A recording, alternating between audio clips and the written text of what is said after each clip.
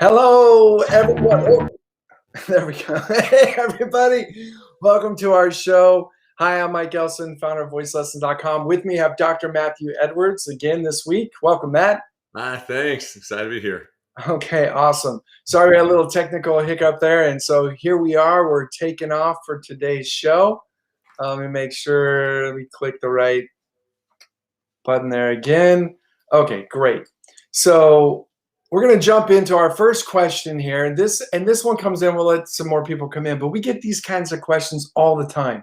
And, you know, I love getting this kind of question because it's just how we think. A lot of people think about singing. They hear their favorite artist on the radio and we idolize them. We say, I want to sound like this artist. So this one comes in from Jalen Phillips, who writes in, I wish I could sing like Ariana Grande.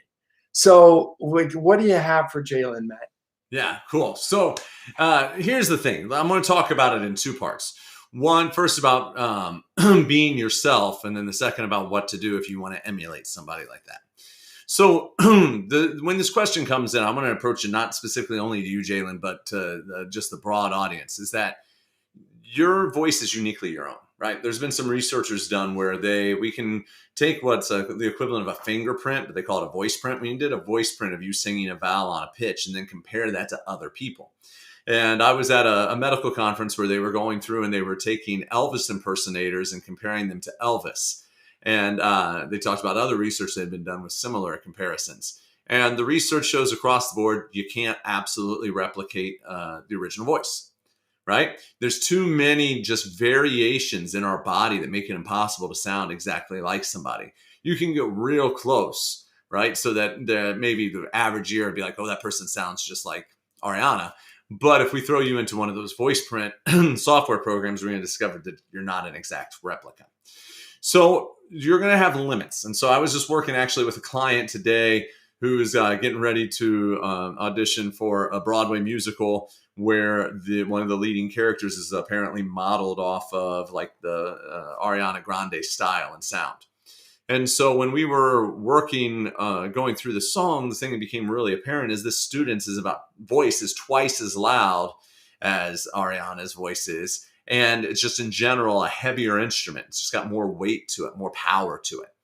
And as we tried to work through the songs to find the right one, it was just really clear that the voice isn't the same. And so without hearing you, Jalen, it's hard to say if it's in the ballpark of where you are or not. If it's way outside of the ballpark, then it's going to be really hard for you to imitate her. And, so that's where you need to then try to find out what your voice does. Besides, we already have Ariana, and it could be that your voice is going to be the next best thing, the next Ariana. But if you're trying to imitate somebody else, you may never discover your own signature sound. Now, in this instance with this singer, and then I had another client today. I had another client trying to get ready for an audition for a Carole King musical where she's got to be able to imitate Carole King or emulate Carole King. And we were going through the process of how to do that. So that's what I want to touch on, because that client's voice is in the ballpark of Carole King's, and we don't want her to try to imitate it exactly as far as like the tone quality. But what we can do is imitate the style. And by learning, when you're first getting to learn how to sing, learning to imitate the style is really important because it's one of the ways that you start to develop your own unique style. So what do I mean by that? Well, the first thing you want to do is just sit down in a quiet place and listen to Ariana on an isolated vocal track, if you can find it. So you just go into YouTube and type in the name of the song you want to work on, isolated vocal, and there's a good chance you're going to find it. You can also put in the word acapella instead, and that can bring things up. I know you can definitely find Dangerous Woman in an acapella track. And you're just going to listen the first time through, close your eyes, and pay attention to all the nuances in the voice. That's going to be the way that she, starts a phrase and ends a phrase. We call those onsets and releases. It's going to be the way she treats the vowels in the middle of a phrase. You're going to notice, like in Dangerous Woman, she'll close her mouth a lot of times as she sustains the vowel, and it gives it this really cool sound. Well, that you can definitely do. Anybody can learn to do that. You're going to look for the way that she maybe does registration breaks to make things interesting, where she'll jump from a chest to a head, to test my limits, and you get that little crack inside of it. Yeah, that you can also learn how to do. You're going to want to listen to the way that she plays with rhythm, the way that she adds little riffs around the melody, all of those things. Then you're going to want to go back to the beginning and start and stop and try to imitate the little stylistic traits that she brings into each phrase. So you're just going to listen to that first little da da da da da da da da da da. Listen to it a couple times, and then see if you can imitate her scoops, her slides, the way that she uses her vowels, the way that she plays with the rhythm, because it's super crispy when you listen to it, and then the way that she lets that register break. Once you feel like you have that down, go to the next little phrase and try to do the same thing. And that's going to help you take one step closer, even if your voice type isn't the same. And when you do that with Ariana, you're going to start to really get an understanding of what makes her own style. So if we look into the world of art, what makes an artist's style is the mediums they use. So, if they're using photography, if they're using oil paints, if they're using water paints, pastel, crayon things, whatever.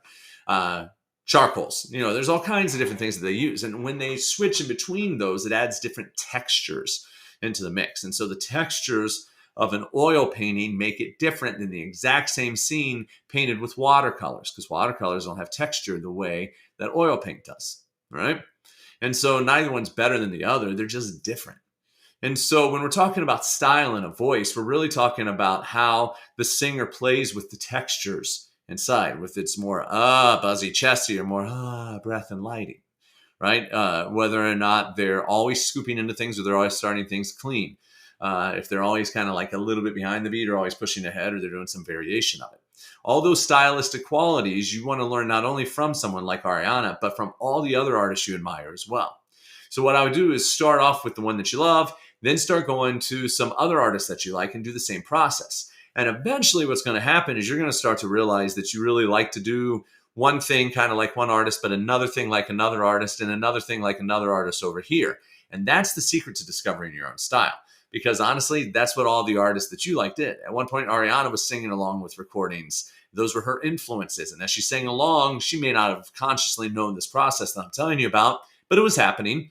And she was absorbing those little stylistic traits from multiple singers. And then as she started working on her own songs, she started playing around because she had a lot of ideas in her head. And that's how she developed her signature sound. Okay? And the last, most important thing is it's okay if you feel like you get stuck and you want to go see a coach.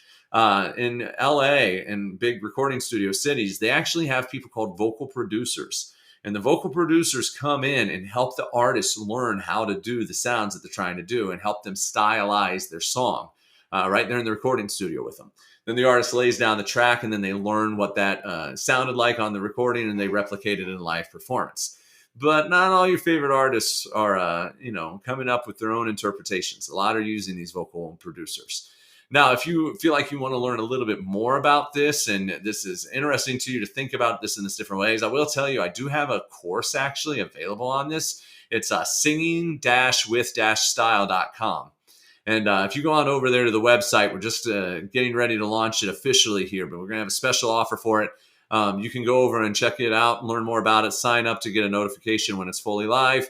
And I talk about all these things and go into greater detail than even what we just did in this few minutes here. But hopefully that'll get you started, give you some things to go play with. And if your voice ends up sounding like Ariana's, excellent. That's great.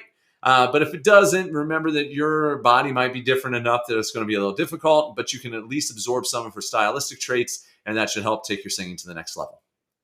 Awesome. Jalen, I hope that helps you. I hope everyone watching, hope you guys found something useful in that. I love these kinds of questions because it just really gets us going. So I'm going to jump into our next question. Question number 2 today comes in from Monty. They write in, how do I improve my singing if my voice is naturally really deep? Well, that would make you really unique. So one of the things is to embrace the part of your voice that you have. I mean, there's not as many deep singers nowadays. And so it could be that audiences are going to absolutely love it because it's so different from what they're used to hearing, which is people just trying to show you how impressive their high notes are. And while that's great and it's fun, after a while you get tired of just hearing high notes. And all of a sudden, then when a song comes on with a lower voice, it's actually really appealing because it's different. So the number one thing that low voices really struggle with would be high notes, and whatever those are for that particular voice. And one of the biggest reasons why is that they don't get into their lighter mechanism, what traditionally we've called head voice. and they don't get into that lighter mechanism up in the uppermost part of the range. And that's important to do that kind of work because that's what stretches out the ligament that goes through the vocal folds. Let me see if I have my model. Yep, we got a model right here. So this is what your larynx looks like, Samanti. And this is the trachea. This is where air comes up from your lungs. And then we have this little guy down here called the cricoid cartilage, and this called the thyroid cartilage. And the thyroid cartilage rocks like that on this cricoid cartilage base. And that's important because on the inside are the vocal folds right there. And when you do that tilting rock movement like that, you elongate the vocal folds, and that's how you get high notes. Now you'll notice that there's red on that vocal fold and then there's white. Well, the white represents the ligament that helps keep that muscle attached to the arytenoids in the back and the thyroid cartilage in the front. And all ligaments in our body can get stiff, and so we need to be stretching them. Muscles can get stiff as well. So you want to go up into your breathy head voice falsetto and just start singing sustained pitches, going,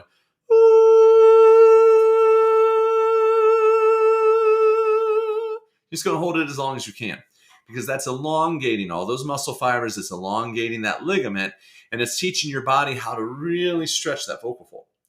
Then you're going to work up as high as you can, and when it starts getting too tight or uncomfortable, you're going to come back down. We don't want to work the most extreme. We want to work what feels good. Then eventually you're going to want to start moving in those pitches. So you might want to start high and go down.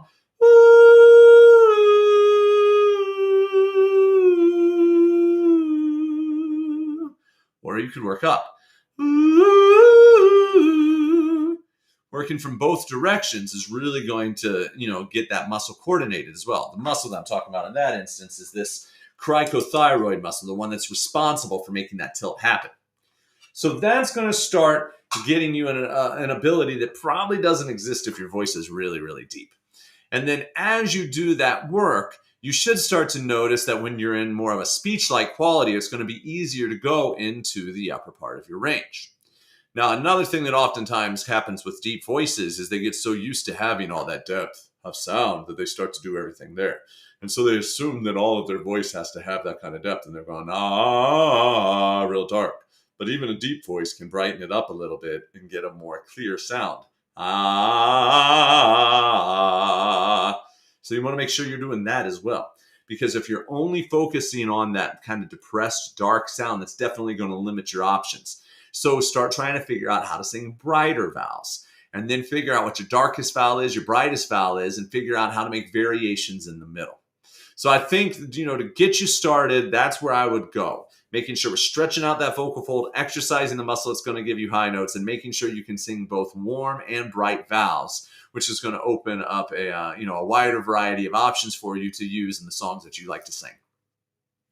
Awesome. And so you covered that the cricothyroid, right? That's the stretcher, right? And so we want to shift gears, make sure we don't get stuck in the basement. We can get up into the attic and lighten up. So I think that would be definitely the one point to try out there, Monty, and I hopefully that helps you. And write us back. Let us know how it goes. So let's jump into our next question. This one comes in from Karen, and she writes in, why should I study with a coach, and can't I just learn for free? I said, Karen, come to all of our shows. You can definitely catch up just by tuning in here. But yeah, Matt, what do you have for what can you recommend on how people, why should they study with a coach? Yeah. Okay. So Karen, first of all, I think it's, there's good reasons for you to go explore on your own a little bit. And like Mike just said, go back onto our Facebook page. It's the voicelessons.com Facebook page. We've been doing shows like this. We're getting close to 100 episodes. So that's like close to 100 hours worth of material that you can go back through and review, and you can learn a whole lot. Okay, we also have an online course that's not free, but it's $47, which, and considering a lesson's 120, it's pretty darn close as you're going to get, right? And that's called How the Voice Works. And you can look that up. Mike can drop that in the chat for you, or there you go, on the bottom of the screen. So we do have those options to help you.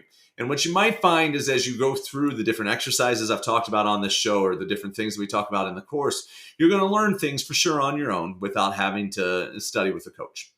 But more than likely what's going to happen is somewhere along the way, you're going to reach a roadblock where you're going to be doing everything that I've said on this show, at least in your mind, you feel like you're doing it exact, and yet you're not getting the result that you want. And you're going to feel stuck and frustrated. That's where a coach can really help, because, coaches have trained to do this. They've listened to hundreds of singers or thousands of singers, and they can hear you do something and in seconds say, oh, well, that's your tongue. And I see that you've been working on extending your tongue to release tension, but you actually have narrowing tension. And I think that's the reason it's not getting solved. Then they can show you an exercise, and you may discover in 10 minutes, your tongue tension's gone. All right. They can also set you up on a personalized path. It could be that you think all of the issue is your placement, but in all reality, you're not feeling the placement the way that you would if you had a free jaw and tongue. And if we actually get your tongue and jaw out of the way, the placement will reveal itself, and it may not be what you're expecting, right? And a lot of times singers are trying to place their voice in a spot that their voice just doesn't want to place in. There are plenty of singers who don't feel their voice placed anywhere. Right? I've got singers who you ask them, where do they feel that? They don't feel it anywhere. And that's authentically true to them. So, a coach could listen to you sing. They could listen to what your strategy is and help you know if that strategy is actually doing what you think it's doing. Okay.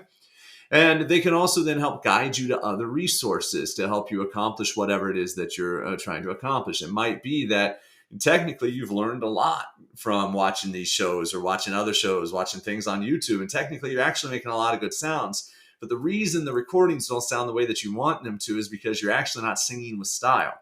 And if you were able to really dive into the text and learn how to bring it to life by altering the way that you pronounce consonants, the way that you use rhythm, the way that you color in your vowels, the different textures that you're going to bring to the song, all of a sudden that knowledge will change the way you think about singing, and you're going to start approaching your songs differently. And then you may discover that that was the missing key that you needed to get the result that you were looking for, that all the free help in the world wasn't accomplishing for you.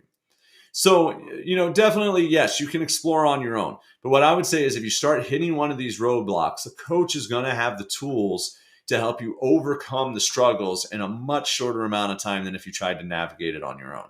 And, everybody's situation is different. I have some people that I see for a couple months. I have some people that I work with for years. All right. I even have people that just drop in every once in a while. I work with some of the lead singers of the different military bands. And I'll see them once because they got a new song that's really bothering them. Then they'll be on tour. And then I'll get a message from them again, and they'll want me to just listen to a song or something. I'll listen to it, give them a few notes, and then they'll come back whenever they're back in town. So it also doesn't have to be an every week thing for all people, right? But once you have a consultation with the coach, they can kind of tell you what they hear, what you might need help with, and help you figure out what arrangement would be best for you. And there are a lot of coaches now starting to offer group training. And group classes can be a wonderful way to save on costs while still getting excellent training, especially when you're learning the fundamentals. When you're trying to learn how to make chest register sounds and head register sounds and what those are like in different voices, group class is perfect for that. When you're trying to learn how to sing bright and dark vowels, a group class can be perfect for that. So, there's those options as well. Because you're right, private lessons, they're going to have more of a premium cost because it's a premium service. But that's where on a group setting, you can still end up with premium service. But by sharing that time with others, you can end up at a cost that's more manageable for your budget. So, explore all of your options, but definitely having somebody who knows how the voice works, how style works, and how you can bring songs to life by using those ingredients can really help save you a lot of time, help eliminate some of the headaches that you might otherwise face, and help you achieve all of your goals.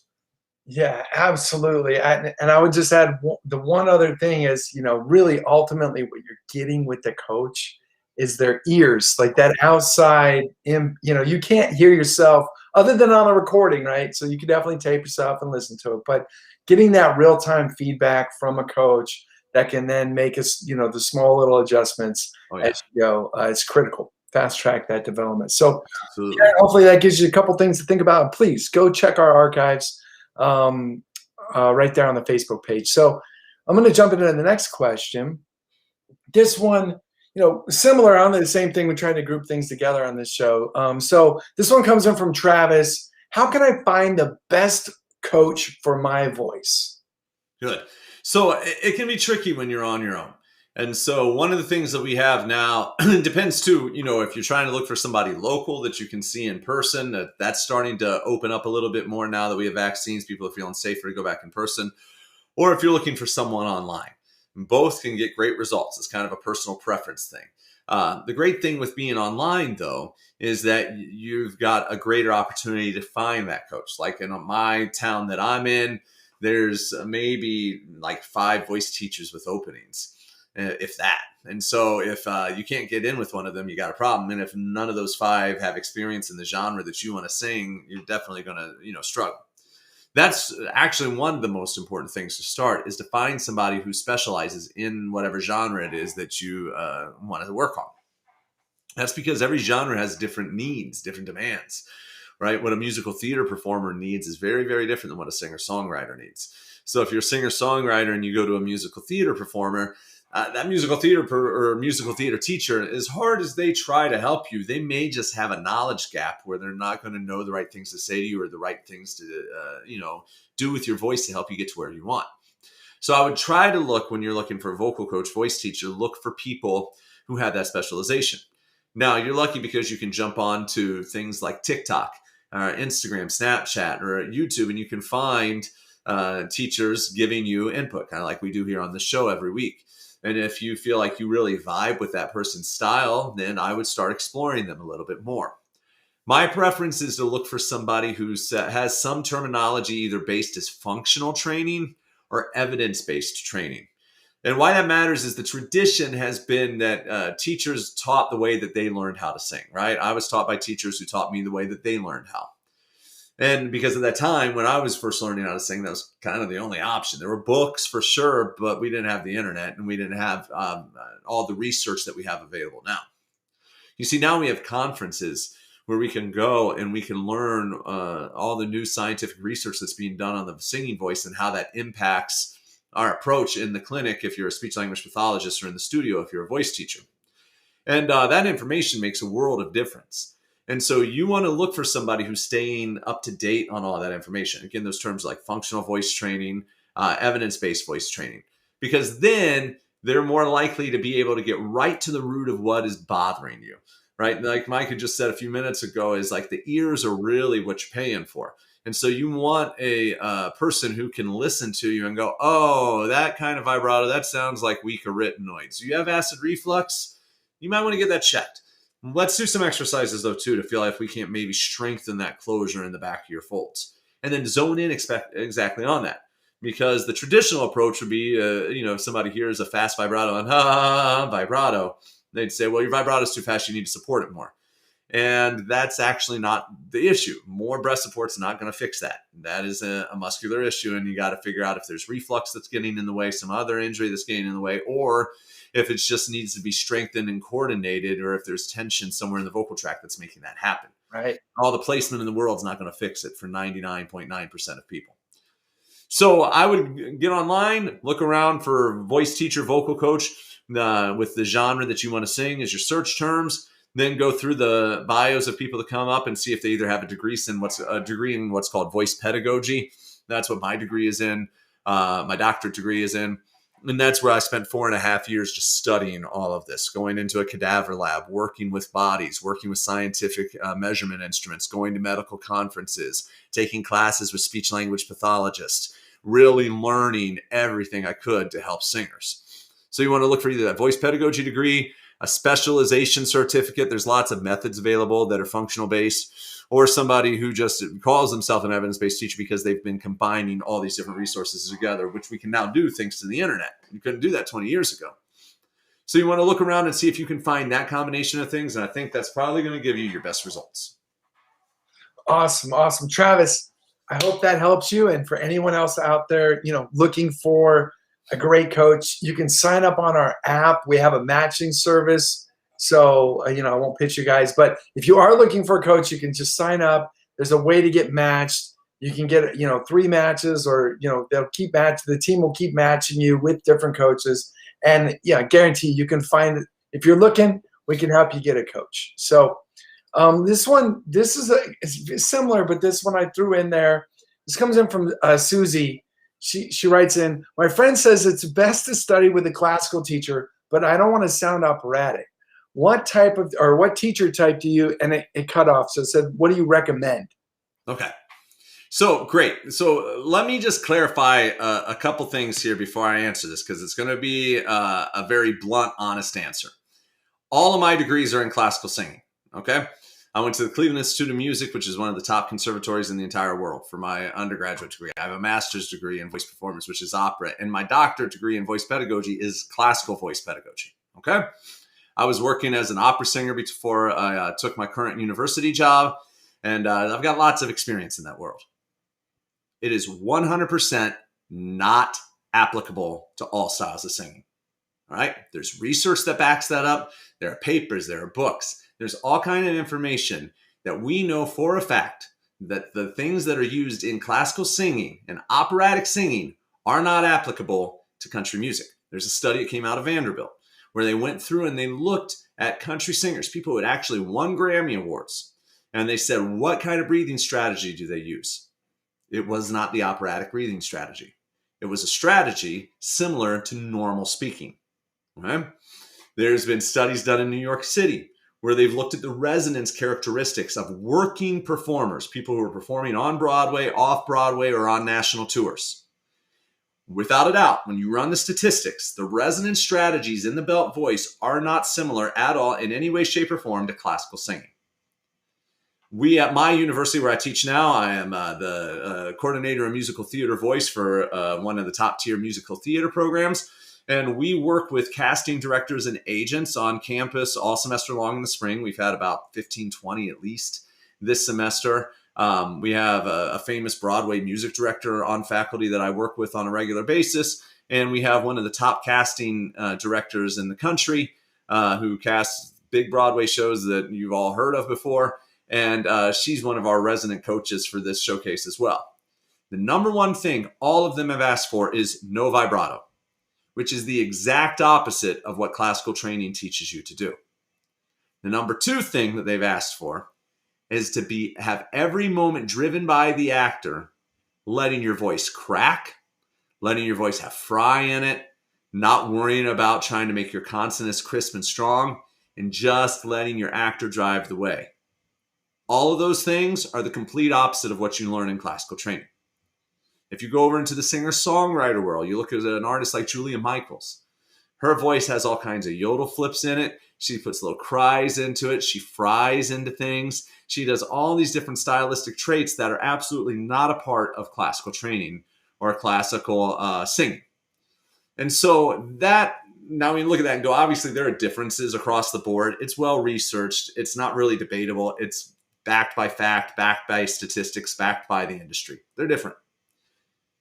So there's some that'll say, well, but the training will prepare you to get there, and then eventually you can just figure out the style to add on top. But again, that's not true. Because the way that you get the buzz in your voice comes from the way that you coordinate the muscles inside your larynx. And that same study where we're talking about with Broadway performers, they measured out the percentage of time their vocal folds were closed while they were singing a note, right? Versus the percent open. The vocal folds move in waves. So we can actually measure how are they closed more than open, or are they open more than closed? For belters, they were pushing being 54 to 60% closed. Whereas we see on operatic tenors, there's some that get 70% closure. And on more classical sopranos, there's ones that are in the 40% on the closure. So the configuration of the vocal folds is different. Now, why does that matter? Because it's a motor skill. Your brain has to learn how to coordinate the four muscles that control that vibratory pattern. And if you train those muscles for one vibratory pattern, your body is going to memorize that movement pattern. Then when you just add the style on by jumping over to something else, you're going to find it's not as simple as it was made to sound. And you're going to really struggle to make that happen. And you're going to realize in that process, the reason why is because you were taught that there was only one vibratory pattern, but as a singer-songwriter, there's a lot of them. And you just get to choose whatever you want based off of the story that you're telling. In classical singing, you're trying to project your voice with a microphone, and so or without a microphone. So it's a real acoustic resonance strategy, but over on the pop rock side, you're always on a microphone. And if you try to sing with operatic power on a microphone, it's going to overblow the mic. And I used to work in a recording studio. It's really hard to record, right? So there are lots of factors in there that, again, that resonance strategy issue goes back to a motor skill. Your body has to learn how to move your tongue, your lips, your jaw into the correct position to get operatic resonance. And in order to get that resonance type, you memorize what that is and you sing it consistently. And it can get real hard to go over then and let it all go. right? Because if I'm singing Amazing Grace, I'm going to want pure vowels, okay? In a classical sound, it'd be Amazing Grace, how sweet the sound. But if I want it to be more country, I can't do that. I can't keep that same resonance and vocal full closer. Amazing Grace. It sounds stuck. I need my vowel to move and I need my vocal folds to move. Amazing Grace, how sweet the sound. Right? I need to allow the accent of the place that I live, Virginia, and the place that I'm from, Southern Ohio, work its way into the words. And that required me, when I had to relearn how to sing the music I started off with, it required me to give up all of that classical vowel training that I had done. And having been through that process, it was real tough. It was really hard, right? So in general, Susie, what I would say is find a teacher who specializes in the genre you want to sing, and then work with that person to learn how to sing the stuff that you want to sing. Now, if you want to be a high school music teacher, yeah, you should learn how to sing classically, because you're going to have students who want to learn how to sing classically. You need to be able to help them, right? If you are a music therapist, it doesn't hurt to learn to sing classically, because you might have a client one day that wants you to sing Ave Maria for him, and then you want to be able to do that, right? If you live in the musical theater world, there's really no shows that ask you to sing an operatic aria, so it's not going to help you. But you do want to be able to understand that acoustic tradition that was found in the golden age of musical theater and shows like Carousel in the South Pacific. But the problem is today when they cast those shows, they're not looking for an operatic sound. They're looking for a sound that's got a lot of pop influences in it, right? That's the kind of singing that I'm hearing when I'm working with these casting directors and agents. They're saying, I want it straight tone, right? They're asking that If I Loved You be straight tone. 10 years ago, they'd ask for vibrato throughout the whole thing. And 10 years ago, there was an argument that, sure, like you should probably maybe learn how to sing one classical art song to maybe apply it to that. It was a maybe then. But now it's a no, because all it's going to do is train your body to make sound that the industry doesn't want. So I think it's important that you focus in on learning the sounds and developing the skills that your industry or your audience base wants. That way you're not confusing your brain, you're not confusing your motor system, and you can get right into the tasks that you need to work on to develop those motor skills. And as you develop those motor skills, you're going to start to reach the automatic phase where you don't even have to think about technique. And that's key. Because another thing with opera singers, again, I used to be one. One of the last shows I did was Carmen. I was the Toreador in Carmen, and you get up on stage and you sing with the 40 people in the orchestra, and you've got 40 choristers behind you as you're trying to sing the chorus. And you better think about keeping it free, keeping your breath flowing, and keeping it in a nice buzzy place, because it's real easy to yell when you've got 80 other people around you and you're supposed to be heard in that mix, right? So in that moment, yeah, when you get into the chorus, you kind of stand and sing and you focus on doing your job of what you need to do to be heard. That's how that music was written. But that's not how contemporary pop rock stuff or musical theater is written. All the contemporary stuff is written to tell a story, and you need to tell the story first and let your voice serve that story instead of standing up there to make sounds and then trying to add the story on as a secondary element. So, I hope that helps. I know it might be a little controversial for some people that are listening, but I once thought the classical singing was the root of all good singing too, because I was indoctrinated to believe that.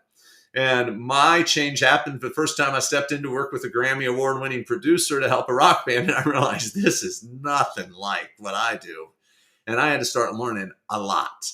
And that's actually what got me so interested in voice science, was that first experience. I walked in with this guy who had produced like Fleetwood Mac and Jackson Browne, all these huge stars. And I'm watching the way that these people sing and going, this is not the same. I know I'm being told it is, but it's not the same. And I took my voice pedagogy class, that my first one ever that semester, and I started looking through the literature, and I started discovering, there is actually science that says this is not the same. And the science has only accelerated since then. So, I don't say this lightly. It's well-researched, thousands and thousands and thousands of hours looking into this and pulling up the information. And it's pretty universally accepted by your top voice professionals and laryngologists and whatnot. So, definitely find that coach who can specialize in your style, and you'll appreciate what you're going to get. Awesome. Susie, I hope that helps you. I know Matt dropped a lot of facts in there, and I definitely want to, Matt, maybe on another show we can we can get into the straight tone versus the vibrato thing, because I think that one we could unpack a little bit more. And so there's a lot on that one. I Yeah, have so my own doubts still. I'm gonna make a note. We'll table that one. But I just jumped over to our chat. Anoop, tuning in from YouTube. Yes, you can ask your question. Drop it in. I see you. And Jacinta, we'll circle back for you in just a minute. Got 2 other questions. I'm just gonna drop those in. So we're gonna go to our next question. Johnny writes in, will voice lessons change the way my voice sounds? And I was like, what is it? Like, yes, maybe. Do you want it? I don't know. What do you think, Matt? Yeah, I think it depends on what you ask the coach for, right? I mean, I have people that come to me on a regular. I mean, I had there's this heavy metal singer who's from my area, and she's touring all the time. And she came to me once. She said, "I heard I need voice lessons for my scream to get it looked at." And I was like, "Okay, yeah, come, we'll check it out." And so when she came in, I said, "Well, what do you want, to help with this stuff? Because you've already done a tour. What are you looking for?" And she said, "Well, I just told I needed to learn more about, supporting it and stuff. And I should take voice lessons." I was like, "Okay, so does it hurt?" And she was like, "Not really. There's a couple spots that's uncomfortable." And I was like, "Okay, well, sing something for me." And so she sang, and it was stunning. And I was like, "That sounds great. Does that hurt?" And she was like, "No." I was like, "So have you done that on tour, like every night of the week?" And she was like, "Yep." I was like, "I'm not going to mess with it then. It sounds amazing, and you say it feels good, and you obviously have an audience, so why are we messing with it?" She's like, I guess we don't need to. I was just told I needed to." I was like, "Yeah, I don't think you do. Let's listen to something else." Sing something else for me. I was like, "That's a little tight." And she's like, "Yeah, actually that is." And then I was like, "Well, it's your constrictor muscles." I showed her how to get it out of the way. She did. And she's like, "Oh my gosh, that feels so much better." And I was like, "Cool. Sing me something else." And we just started going through songs. And by the end, we realized she was actually perfectly fine. And she just had this, she needed to know how to warm up more than anything and how to cool down. And so we got her on that, warming up and cooling down. We showed her a vocal health manual to kind of understand her voice and talk to her about the importance of checking in with a laryngologist if anything started to go wrong. Sent her on her way. She's been touring ever since. Maybe she's, ended up, I think she's moved to a different area. So maybe she's got a coach in a different area now. But, those instances happen where the person's actually fine. And yeah, I'm not going to change your sound. I'm just going to help you make it not hurt. Right. And another, again, a metal singer worked with for more like 3-4 months, but with the same thing. Sound was great. Huge following, just needed to make it hurt less. Right. And then in the process, they had also lost some of their notes because of how much they were constricting. So we moved everything out of the way until it didn't hurt. And throughout that process, I put them on a mic and say, "Sing that. Do you like it?" And then they say, "Yeah, I think so." I said, "Well, you got a home studio. Go home and record it and then tell me if you like it." And there was one time he came back. He said, "I think it's too bright." I was like, "Okay, then let's make it a little bit warmer." We made it a little warmer. He goes, "That's what I want." I said, "Great. Does it hurt?" "No." "Then we're in the sweet spot. Let's do that then." And you nudge people to be where they want because they're saying, "This is what I need." Right? Then I have other people who come to me and say, "I just keep getting feedback that my voice just isn't refined enough for the stuff that I want to sing. And I feel like I really need to learn how to sing." And you listen to them and you're like, "Yeah, that's not really exactly like coordinated. It's just sloppy. It's clear that your body just doesn't know what it's doing." And then in that instance, I'll say, "So what kind of sound are you going for?" And then if they already have a recording, I'll say, "Let me hear it." And I'll listen to it and be like, "So what on this do you like and what don't you like?" And have them start telling me. And the things that they like will help them do more of that. The things they don't like will help them figure out how to make sounds that they do like. Right? If they don't already have their own recording, I'll say, "Well, send me 5 artists that you like, 5 songs by 5 different artists that you like so I can listen to what you're going for." Then I'll listen to it. And then when they come into their session, I'll be like, "So this is what I heard on this. What did you like?" And then we'll talk about it. And then once I know the sounds they're trying to make, I'll teach them how to make those sounds. Okay. Then, of course, you get people that come in who want to be like an opera singer. Well, if you want to be an opera singer, there are standard expectations that we need to start working on. Like consistent vibrato, like consistently round ringing vowels, consistent registration, right? A certain posture that helps make all of that happen. We're going to work on that and we can build that from scratch. And yeah, it's going to change your sound because there's an expectation for that. If you come from music theater, there is a very clear expectation for that. We're going to help mold you into that shape for what that industry expects. But outside of those two, there's a lot more variant than there are like standards. And so at that point, it becomes about communication between the singer and the teacher. So Joni, if you're looking for a coach, looking for a teacher, you want to look for one who works with lots of different types of singers and doesn't say that they treat every singer the same. And most who don't will put that in their website to say, in my studio, I treat everybody as an individual. Some people want this sound or some people want this one. It's my job to guide you on your journey to help you find the sounds that you want.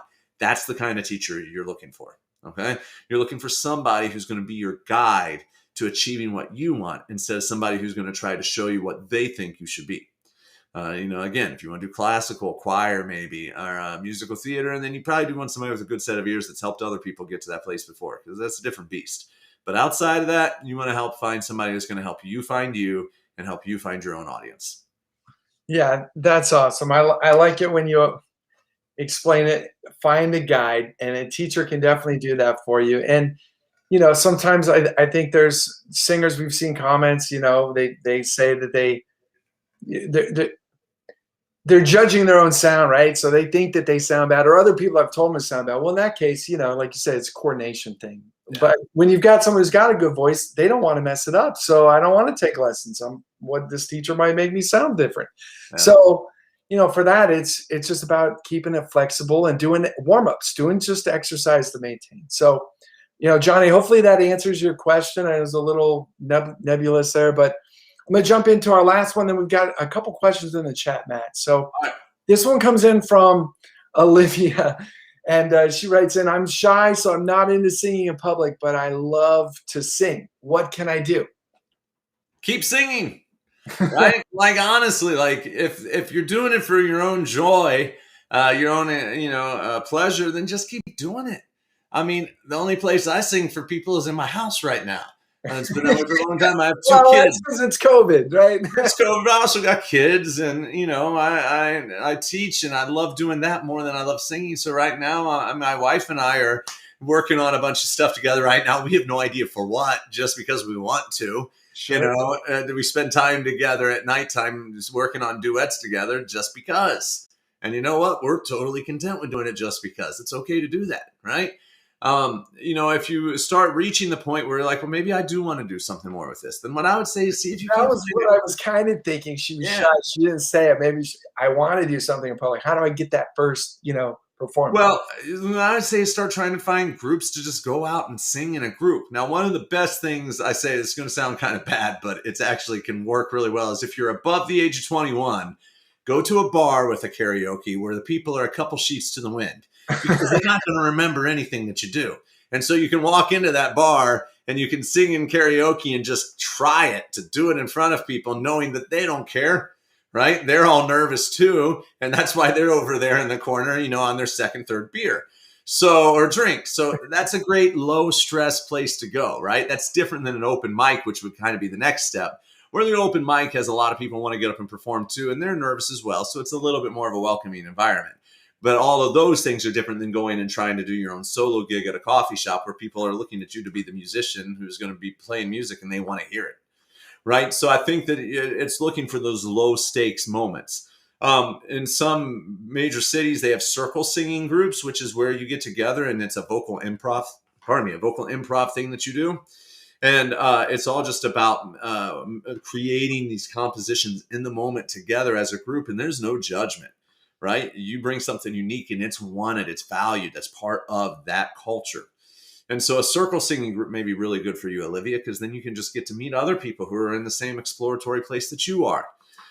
Choir can be good for people because then again, you get to go and sing and perform, but you don't feel as singled out. You're kind of hidden in the group. You're just a little dot in the group of 100 people. So it's a lot easier to feel comfortable about what you're doing.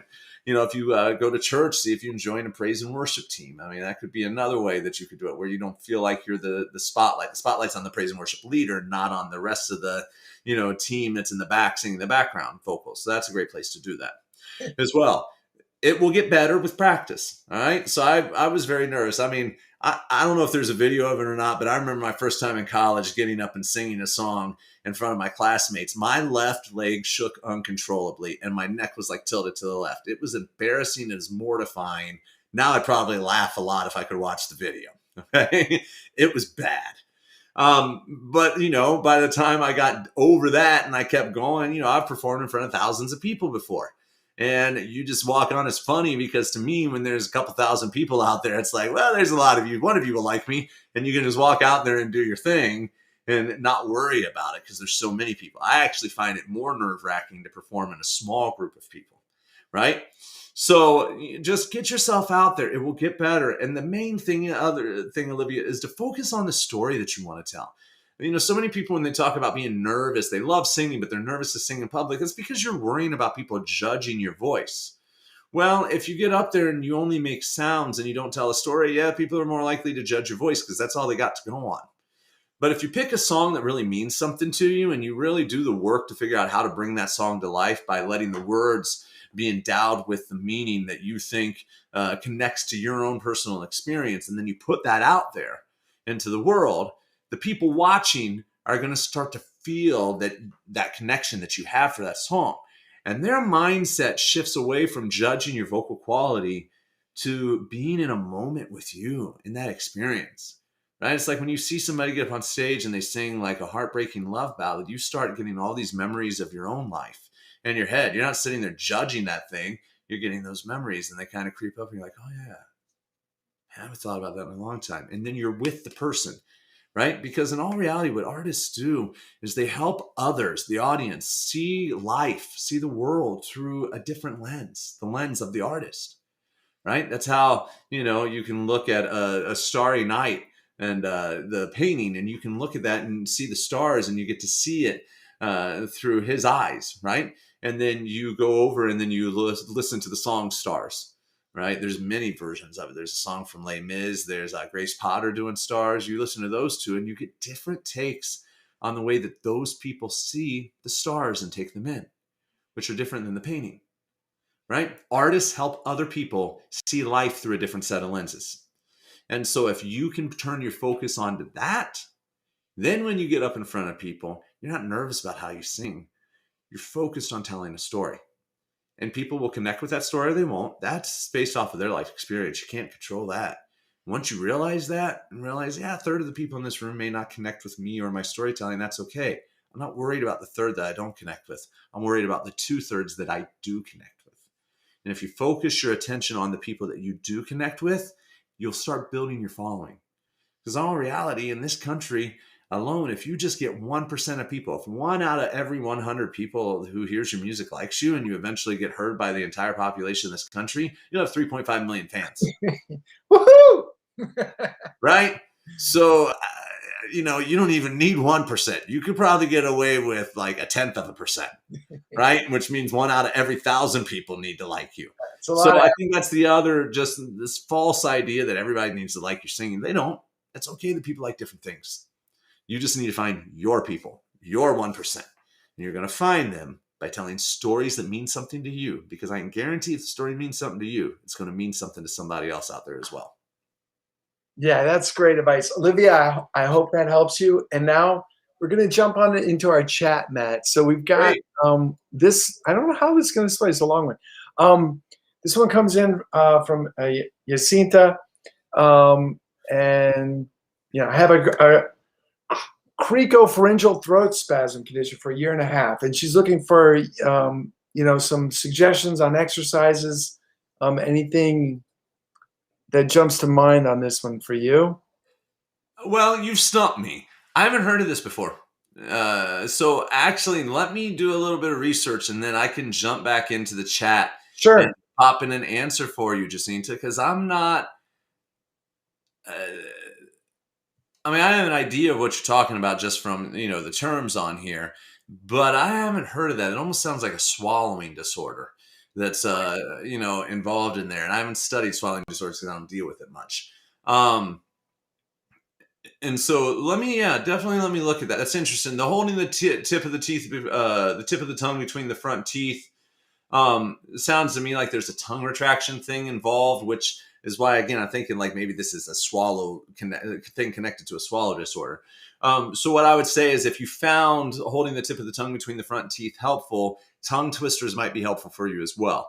A lot of times issues with the tongue are not tension. We think they're tension. That's what we just name it. We say, oh, you got tongue tension. The reality is you have a lack of coordination in your tongue. That when you go to sing certain vowels, your tongue's not 100% sure where it's supposed to go, or you're trying to get your consonants and your tongue doesn't know what it's supposed to do. And then so things tighten up, and then those tightness, can have a ricochet effect down into your throat and cause pharyngeal constriction. And so what I would say, is getting in and doing, like, one of my favorites is diddle daddle deedle daddle do. So you just put it on a pitch and we do like a diddle daddle deedle daddle do, diddle daddle deedle daddle do. Then we can just put different consonants on it. So we can do biddle battle, beetle battle bow, fiddle, fiddle faddle, feedle faddle foe, kittle, kittle cattle, kettle cattle co, or tittle, tittle tattle, teetle tattle toe. You can even put them all in a row. Diddle daddle deedle daddle, biddle battle, beetle battle, fiddle faddle, feedle faddle, tittle tattle, teetle tattle, kittle cattle, kettle cattle co, and take it up. Now, of course, I'm doing it quick because that's your end goal, is to get it moving that fast. But you may find that, you're going to have to start really slow. So I would start at whatever, speed works for you, and start getting that tongue comfortable with making those fast movements. I also like to isolate the jaw and do a la la, where it's just the tip of your tongue. La la la la la. Can't tell you how many singers I see that when I ask them to do this, they do this. La la la la. And as soon as I see that, that tells me I'm right. You've got a lack of agility in your tongue. Your tongue doesn't know how it's supposed to do an L. L is supposed to be done behind the upper teeth. So we start training that, and in the process of training that, we're helping your brain build neurological connections to your articulators. Then we do the back of the tongue with ga, ga, ga, ga, ga, ga. Right? Most people can do that, but a lot of times it gets real dark on them. Ga, ga, ga, ga, ga. And so we need to get it where it's more up on the hard palate and it's bright. And then we can combine those. Gala, gala, gala, gala, gala, gala, ga. As you notice, I'm trying not to move my mouth. It's because I want the tongue doing all the work. Okay? So there's lots of tongue twisters like that. If you jump on over to my blog, it's edwardsvoice.blog. You can find some of the other tongue twisters and tongue exercises I put together. There's, if you scroll down on your desktop app, your laptop, website browser, you'll see little tags that you can put in there, or a search bar, and just type in tongue or click on the tongue tag. And it'll give you almost, I think it's close to 7 or 10 articles in there of different things that you can try. And I'm zoning in on that because you say you've already been shown how to do that. I think meditation and Reiki are all great things as well. So, I'll take a look and see if I have any other information I can share with you, though, on that after the show's done this evening. Awesome. Yeah, sorry to put you on the spot on that one. So no, I like those. Hey, I like being stumped. The key, they say, the number one thing you learn when you get your doctorate is that you don't know it all. Yeah. Right? Because through the course of the doctorate, you realize how much you have to learn. That's right. So, yeah. That's right. Okay, so jumping in this next one, Jordan writes in, how can you learn to riff more quickly? And how would you know if you've reached your own personal maximum speed? So you'll know you'll learn, I'll answer the second half first. You'll know that you've reached your maximum speed when it's just falling apart. You're losing accuracy, you're getting behind in the music, and you can't do it. So that's how you know you reach your own max. Now, what that max is what we need to figure out by giving you the exercises to start freeing it up. Now, there's this myth that's out there that says that when you riff, you need to keep your jaw still. This comes from the classical world. Classical singers do something equivalent to riffing. It's called melismatic passages. All right, so they'll be doing like si trai cepileri totte la mia ferri splendera. Right, they go on and on. They have to maintain a certain mouth shape to get the resonance that they need to project over the piano or the orchestra that they're singing with. So yeah, they need to keep their mouth still. But watch any great riffer. Go watch Ariana. Her mouth's moving all the time. Watch Christina Aguilera. Mouth's moving all the time. Right? Beyonce, Whitney Houston. And they're constantly moving their mouth around. Okay? Well, why? I don't have the research to back this up. But what I've noticed is that when you are moving that vowel, it helps our ear not get locked in a way that we start listening for every single pitch. We end up taking in the whole picture. So if I try to do, hey, my larynx is kind of locked because my jaw is locked, so it can't bounce. And then you just see my mouth steady and you just hear all those notes coming out, and it kind of becomes obvious, right? Whereas if I'm moving my mouth and letting that vowel live, the vowel shifts help color in the pitch shifts. The vowel shifts moving allow the larynx to move, which gives me freedom. And the sound is then a combination of vowel shapes and pitches, which then mixes it up. So from the hey, I can get hey, hey, and it starts to change it up.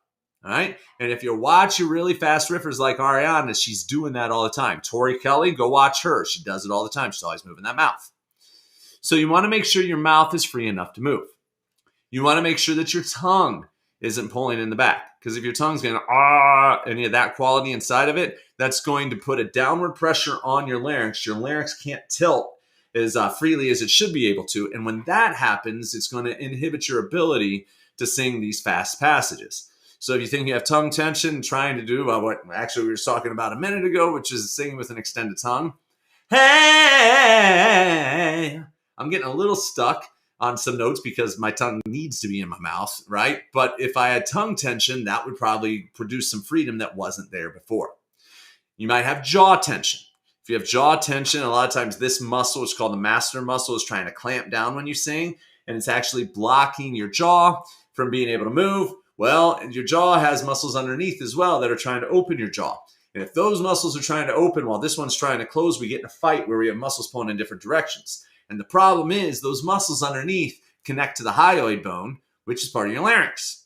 So now as this muscle tightens, this one fights to open your mouth. It's pulling on your hyoid bone. Your larynx is getting locked in a spot, and you're going to find that you can't get through phrases as fast as you would want. Man, you're stuck. All right. So you just want to push in on that masseter muscle.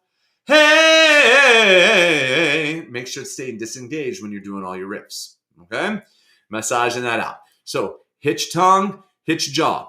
You want to make sure that you allow your mouth and jaw to move. Don't get locked into it. And then finally, make sure you're not singing with too much pressure. A lot of times people hear the sound that comes through a mic and it's edgy. Well, that's the microphone adding a little bit and some electronic processing that gets done as well. When you're going to riff, if you're trying to do that big, heavy vocal fold sound, that hey, it's going to really slow you down. You want to get some breathiness in that. Some inside of that sound. Hey, it's going to be a lot more flowy than going hey, which gets me stuck. So as light as you can. Hey, just getting it free. And then the last thing is just do kind of what I'm doing is build your own exercises. Build exercises off of little riffs and just keep drilling them in different keys. Hey, hey. Doing that every day is going to start getting your body free and loose. And if you do that, for months, you should start seeing a significant improvement. So that scale pattern that you're building, you're inventing those little exercises. Yeah, I'm using just pentatonic scale. Okay, so pentatonic scale is what's the pentatonic scale mean for?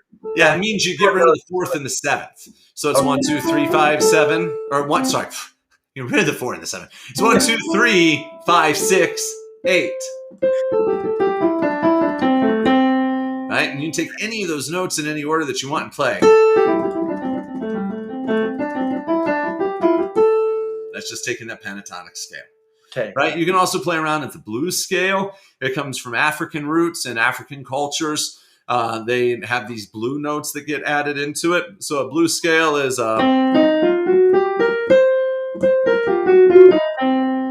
and so that's a 1, a flat 3, a 4, a sharp 4, a 5, a flat 7, and an octave. All right, you play around with that. So go look them up. You can find plenty of resources on the pentatonic scale and the blues scale.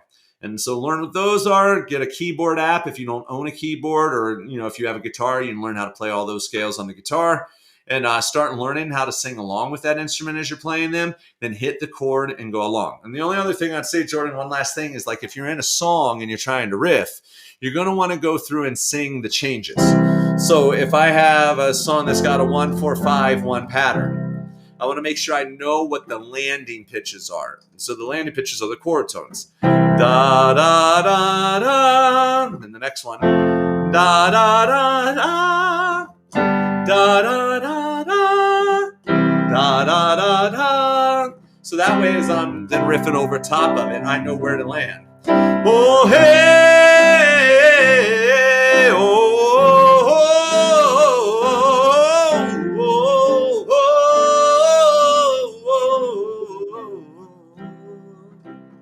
right? This is making stuff up, but you're making it up around those chords once you know what those chord tones are, right? So I don't practice this stuff every day. I teach it, But if I were to practice this every day, I could also increase my accuracy and everything else, because it's a motor skill. And all motor skills require you to exercise those muscles on a regular basis in the way you want to use them, so that your brain knows exactly how to fire off that electrical signal to get the action, the muscle to do the action that you want it to do.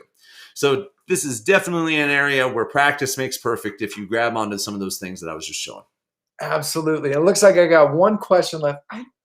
What's up with my microphone today? It's not staying. It keeps dropping every minute. Sorry, I've adjusted this 3 times. This one comes in from May. Thanks for writing it. Do you approach teaching undergrad students the same way you teach private clients? Well, unfortunately, because of accreditation, you can't. So if you don't understand this, is that in universities, we all have these accrediting bodies, which are kind of like a mafia. And they dictate what you have to do in order to qualify to get federal student loan money. And everybody needs that. And so they come up with things like assessment, which means you have to have some measurable outcomes of what people do in an assessment tool in order to show that that's what gets, that this is what the person has done over the course of a semester. And the only way you can really pull that off with a voice lesson is through a jury. And a jury, if you don't know what that is I know May does, but for anybody else watching, that's where you have to get up in front of 3 to 4 or 5 faculty, sing several songs through, and then they grade you on how you did on that song. It's an annoying process, right? Annoying for us as educators, because we all know that's not the ideal way to be training somebody, is with these barriers every 15 weeks. So to do that, that means we all have to come up with 2 to 3 songs that the student learns in that given semester, and you need to try to get them really cleaned up and polished. So you end up spending most of your time in lessons in an academia always working towards this final jury thing. Now, when I have a private client, I don't have to do that. So instead, what I can do is focus on the technique building and use song excerpts, which is what I tend to do. Right now in musical theater, we can do that. We can use 16-bar cuts. And in fact, we made our music theater juries cuts. So that way the student doesn't feel like they have to, especially in their freshman year, they don't have to jump through a bunch of things. I need either one song or one 2-minute cut. We're good. Right. And that takes a little bit of that pressure off. But if I've had clients, private clients, that we spent months just vocalizing because they already have their style down, their genre down, and they just need help starting to conquer some of these things, expanding their range, learning new vowel qualities. We'll spend, a good 30, 40 minutes vocalizing, and then spend the last 10 to 20 minutes going through a song they already know how to sing and working on that, which is what I like to do, because I like to just take the stuff they've already got, keep making it easier. And then when their technique is really where they want it to be to try these new things, then pull in a new song, so that we were not learning new songs with old habits. So that's what I like to do with my private clients. Now, the closest thing I get to a hybrid with my university clients is, a lot of times the rules that we have on our books is if they've switched teachers, they can sing some of the same old rep. And we've all decided that loosely, we believe, means that since we're the new teacher in their first semester, we can use old rep. So that's what we do sometimes. And then what you do is that allows you to kind of take more of that first semester to really do the deep dive on technique.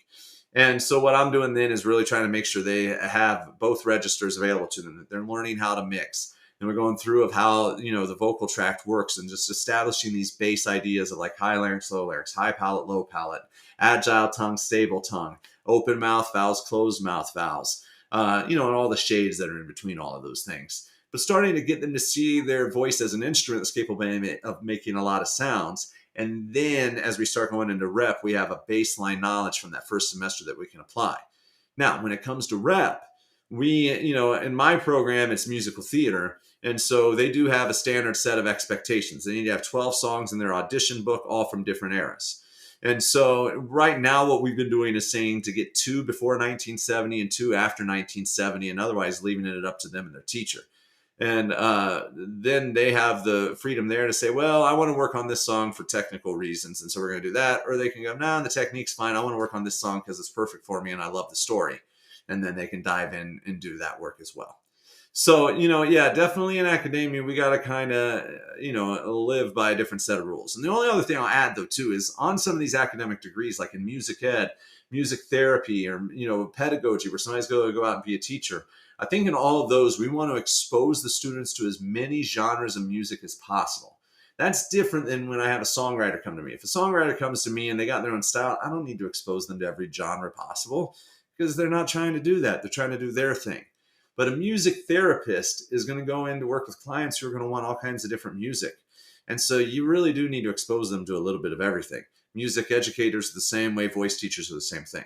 So I think a lot of it is about their career trajectory and what they're going to do in their career. And then you start to align any requirements for rep to that end career goal. And you try to keep them as loose as possible so that the teacher has as much freedom as possible in order to put technique, first where it needs to be. Because usually in academia, those kinds of degrees line up a little bit more in the lineup. There's certain things that everybody should probably know how to do, right? Because again, it's music ed, therapy, vocal performance, which is classical, and music theater, right? We have a handful of commercial degrees, and I think in those we should focus on what the student wants to do and then expose them to different genres through ensembles, and other classes and stuff. And then if they find stuff they like that they want to work on it. But in a commercial degree, if they're a songwriter or going to be a solo performer, we want to work on what they do best, right? And, challenging them as we need to for other things. So that's kind of my approach. I know there's other people that have, different approaches and thoughts on that. Student first is really what I just always kind of come back to, is it's always doing, if we have to work within this rigid system of accreditation, we just got to keep figuring out how to tweak it to make it student-centered. Awesome. May, that's a great question. So everybody, hey, we're at the end of the show. We've answered all your questions today. Thanks for writing in. If you have more questions that we didn't get to, you can just drop it in the chat. We'll check that out. Or sign up, get on our mailing list. We'll shoot out the email next week. Any final thoughts, Matt? Keep seeking answers. These are great questions that everybody's been asking. Keep seeking answers. Right? And realize that there are also, I'm so thrilled and thankful that you chose to come here tonight and check out this show, either live or on the replay.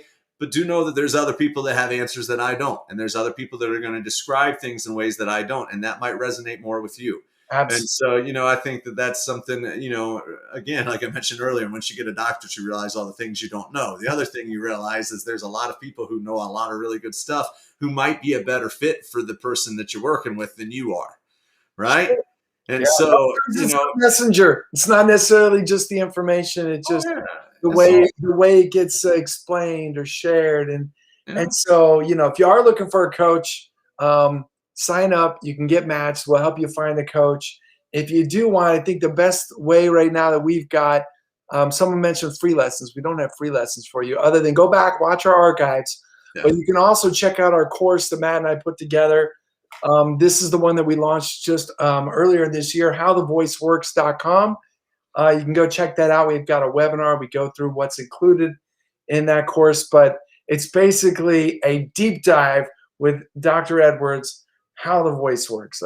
He breaks it down. So you're going to learn. And the thing is why we created this in a way is so that if you already are a singer and you've struggled and maybe you haven't found that right coach for you and you want to know more about your voice to find the right coach, going through here, I'm going to teach you how your respiratory system works, how posture and alignment work. I'm going to show you how your vocal folds work, how your vocal tract works. And then I give you exercises to go try those things on.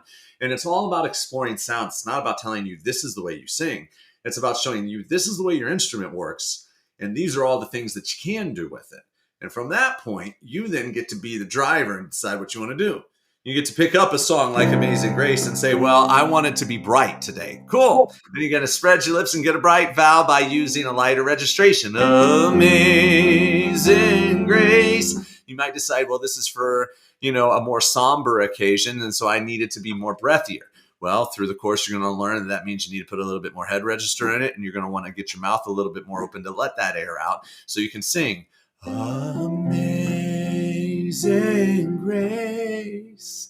Right? And once you know how the voice works, then you just make those changes and it's easy. Right? So it's there if you've never taken lessons before and you're just trying to get started on this journey, you'll at least get started with all the right information. Right? And then from there, and I say right information because these are facts, like your diaphragm only moves one way. It's a fact. We have plenty of videos that can prove it. And so once you know how it actually moves, you can then look at other feedback and techniques you find and go, yeah, that's not true. And if it works for you, I'm cool with that, right? There's lots of things that people think are true that aren't, that help them. And if it helps you, rock on. But if you're like, my diaphragm is all the way down here near my belly button, but when I breathe, it doesn't seem to work. Well, that's because it's not there. It's actually all the way up around the bottom of your rib cage. And if we show you now how to get your rib cage to swing out, you might actually find you get better breaths.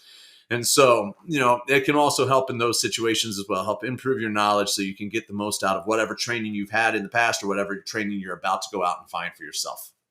Yeah, absolutely. It was a lot of fun to put together, and we're happy. We're getting close to our 500 student mark on that. So get your copy. It's only $47 right now as a specialist. So if you guys have questions, anything else, just drop them in. We're happy to help.